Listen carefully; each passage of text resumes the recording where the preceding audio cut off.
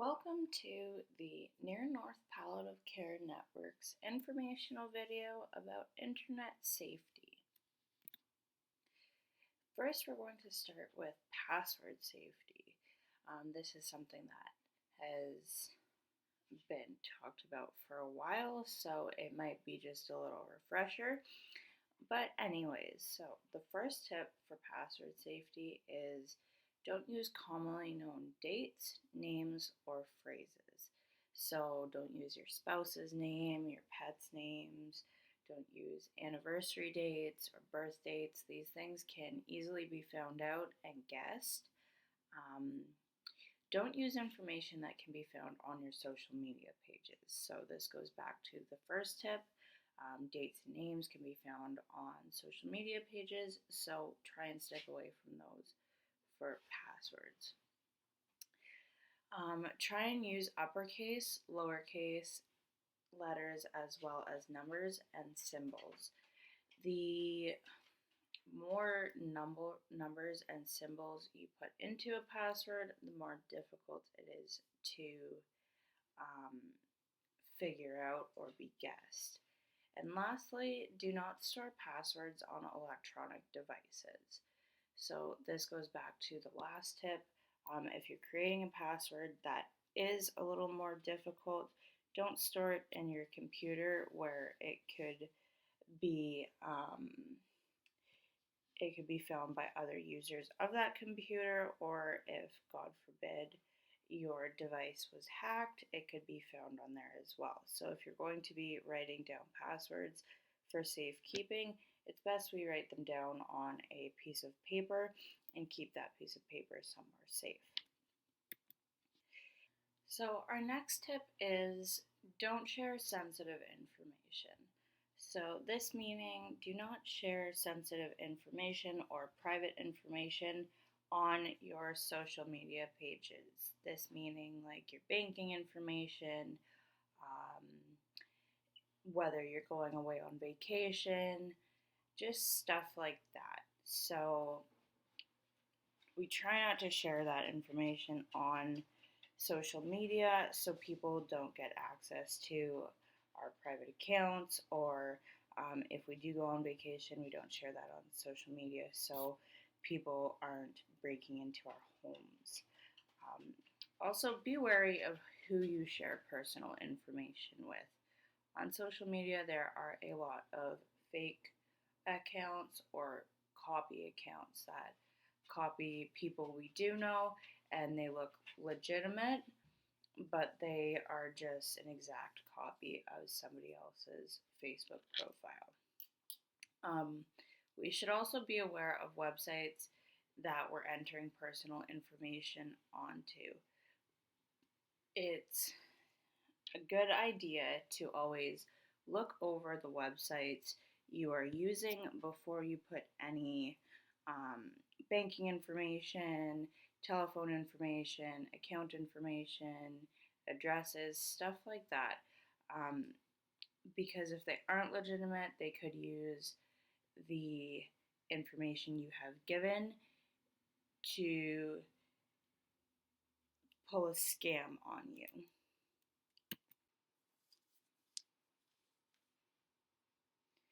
The next tip is don't trust everyone on the internet. And this is a statement that has been made for years now, but unfortunately it is still very valid in the world of social media. So don't trust duplicate media accounts. Often enough, scammers will create a duplicate account for somebody that looks just as legitimate as the original account. So if you receive a friend request for a duplicate account, it's best to always check with your friend and ask them about the account that's been made and ask if it is theirs or if it is not. And if it is not theirs, you can always report it to Facebook, and this will help it be taken down from Facebook or whichever social media it is on. It could always be reported to and taken down. Okay, so our next tip, just because someone knows information about you doesn't mean you know them. So, information can easily be gathered from social media accounts, whether it's from statuses you post or pictures you post. So, just because somebody is claiming they know you, um, whether it's just to hang out with you or to get something from you, um, they might not actually know you. So, look into people before you start trusting them, which touches on our last point there, which is verify social media accounts before accepting them. So if you get a friend request or a follow request from somebody and you don't know them, try and verify their account, look into it, see if you do maybe know them or if it could be legitimate. And if it's not, just don't accept them. You could block them if you'd like. But do what you feel comfortable with. If you don't feel comfortable adding somebody, you do not have to add them. Next, our next tip is use privacy settings. So, privacy settings are available on all social media accounts, and you can put privacy levels how you feel comfortable. So, you can have them as only your friends can see what you post, or everybody in the world can see what you post. So you can either add privacy settings when you create an account, or they could be added after. You just have to go into your settings, go under privacy, and there will be steps and tips in there to help you apply what you feel comfortable with. Privacy settings are really important so that people who shouldn't have our information aren't getting our information, and so that people can't steal photos or whatnot like that off of social media pages.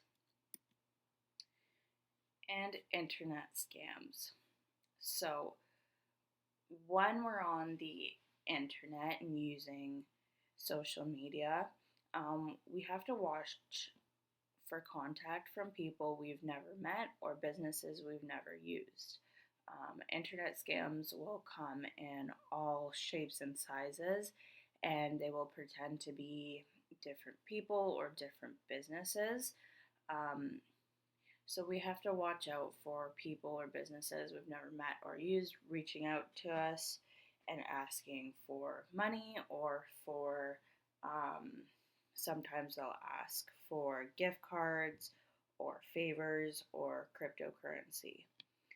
Cryptocurrency is basically online money. Okay, so when you think there's an internet scam, it's always good to watch for just something that seems too good to be true. A deal that seems way too impossible to be legitimate. Scammers will try and catch our eye with deals that seem way too good to be true and something that seems out of this world and unachievable, which gets us to act and try and take advantage of what they're scamming us with. And lastly, a big trick internet scammers use is creating the urgency to act instead of thinking first. So they will try and push us to act fast before we have time to step back and look at the situation as a whole. For more information on scammers, internet scams, phone scams, and texting scams, check out our other video on our YouTube channel called Spotting a Scam.